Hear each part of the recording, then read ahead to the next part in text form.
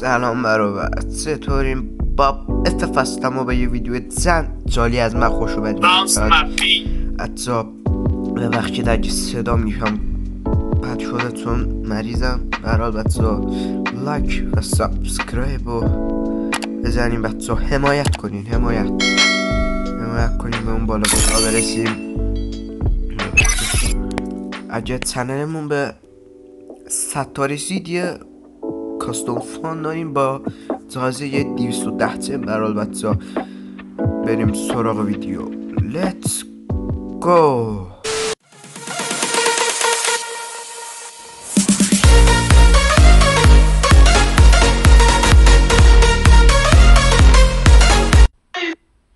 خواهر من، هموطن من، برادر من، عزیز من، بی‌ناموس. لایک کن. بچه‌ها اولین کار که میکنیم میریم تو ستینگ بازیمون، گزینه سوم کنترل، اینو میزنیم و میبینیم که همه چی اومد. راحت میتونی استفاده کنی. درود به مرامت، درود به عظمتت، درود به بزرگیت، به جسارتت، به شجاعتت. و خیلی از بچه هم از من پرسیدن چطوری یخت رو جدا کردی. این گزینه رو بذارین روی نوع خودش.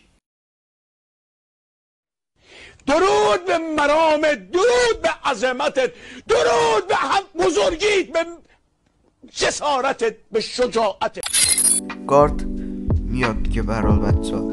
حمایت کنید، حمایت برای لایک و سابسکرایب عادتون نره.